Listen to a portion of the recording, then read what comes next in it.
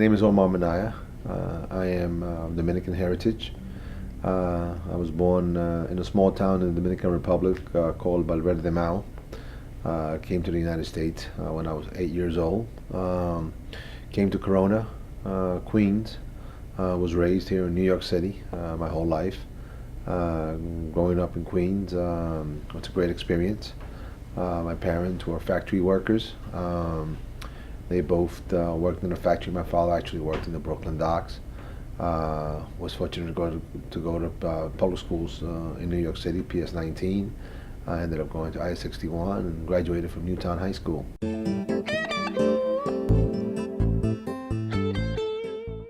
After finishing high school, I was drafted by the Oakland Athletics. Played professional baseball. Worked my way to play in Europe. I started a career in scouting and front office, which brings me to where I am today as a general manager of the New York Mets.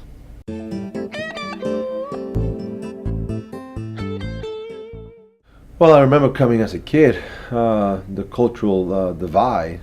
For me, the cultural divide, the first thing that was culturally different was the amount of cars that were parked in the streets. I had never seen so many cars parked in the streets because I come from a small town in the Dominican Republic, and it wasn't that we saw so many cars. The language, English language, was something that I recall that I learned it in a short period of time. Of course, being 8 years old, I just don't remember. I don't remember a lot of frustration because at time it was. In time, there was nobody really that. In our school, there was very mixed, and we pretty much had to speak English. I think watching TV, I learned the language. I was not part of no bilingual program. I was those days there was no bilingual program. It was just straight English. And cultural size. We growing up in Corona was a great place to grow up because it was very diverse, different type of cultures, and really never really. I didn't really think I experienced racism. I mean, people talked about it, but I'm pretty sure that, like anything else, it's something that's prevalent all over the world. But we didn't talk. It wasn't something that we talked much about. And coming from, I guess as I got older, I started reading about it more and understanding what the thoughts and all that. But I never thought of much of race as a kid growing up. And it was really more. It was a melting pot. First of all, the city of New York is a melting pot, and then when you live in a neighborhood like you did in Queens, that was a melting pot within a melting pot. It was a great experience, and very comfortable growing up. Sometimes you have some unsafe spots. You have to make decisions. You have to make choices. Fortunate for me, some of those choices were made, and but there was coming always from a home of a father and mother that were together, and a shared value, importance of values and character that was taught by my parents. That that was not only taught inside the home, but we had to be carried out outside the house. I think I am very careful. I don't like to get so caught up into heritage and pigeonhole into one area, because to me that becomes a racism in itself. When you start focusing and start telling yourself this is what I am, and you start selling your heritage more than when you're selling the person. It's very important that we don't get caught up in this thought of this is what we are and pigeonhole ourselves. In pigeonholing our mentals ourselves, we become racist ourselves, and you have to be careful with that.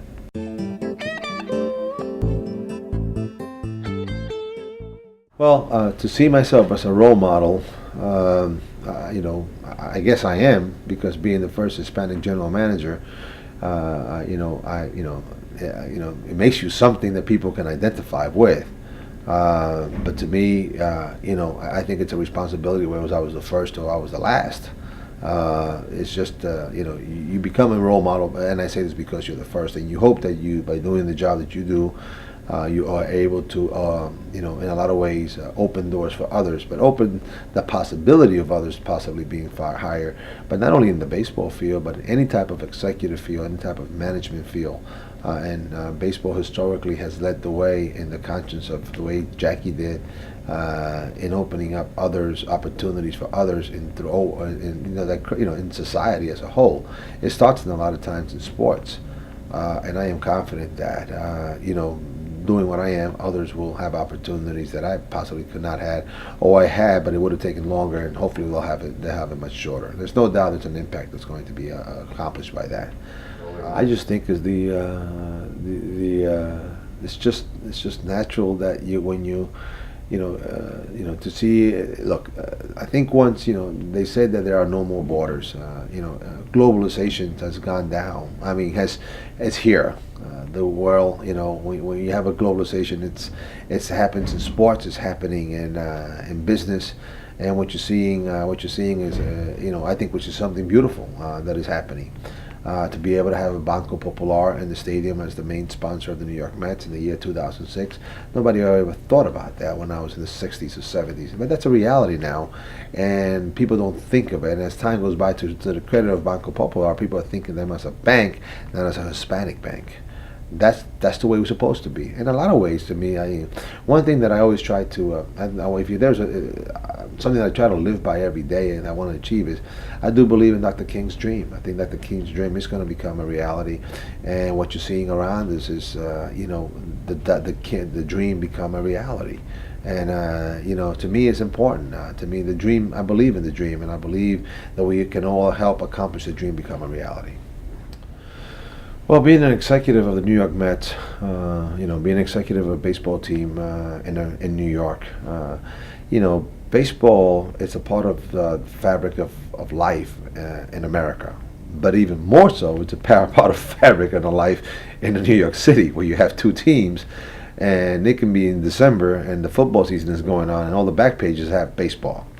Baseball is part of life here in the city. It's a very passionate sport that is followed by people from all walks of life, from all parts of the world in New York. An experience that for me has been as a young executive coming into the game is having the ability to be able to relate to all parts of all parts of the community, all parts of the fan base. As a young executive, as quote unquote a Hispanic executive, when you look around you, there's not too many. The fact of the matter is, there's none most of the times when I go into those rooms. But that being said, you have to learn to be open-minded, to be able to believe in yourself. I'm in a position where every decision that I make, everybody else wants to be a general manager, has a better decision, and can find fault in your decision. So you have to believe in yourself. You have to stay strong in how you view yourself. It's an industry that it's full of criticism. But for you to be able to survive in this industry the way, at least where I have got to survive so well, is you have to believe in yourself. You have to trust yourself and understand that all things that you're going to do is not going to always work out. And the question is, when things don't work out, what do you do? How do you bounce back? But the bottom line, you have to work like anything else, and you have to work hard. And sometimes you have to work harder because you are going to be viewed and you are going to be judged. And I am part of change, and a lot of times people don't like change. Change is uncomfortable to people, but I'm willing to accept those responsibilities. I'm willing to accept the good and the bad with it. Well, it felt great to be honored by the President of the United States, but it felt even great to be honored by a guy that you work for, a guy that you knew. I was fortunate enough to work for the President. I knew him personally in Texas. And to be able to be there and watch him as a president, if any president honors you, it's a great honor. Even more so, a president that you've known, that you work for, that you've had some type of camaraderie with, that you have jokes with. And I think when it's all said and done, he said, when the President of the United States, I know Omar Minaya, I've known him for many years. Omar Minaya is a good man and he's a friend. That's all that you can really get. So to me, that meant a lot to me, the fact that, hey, not only he values me, the person, but he values our friendship.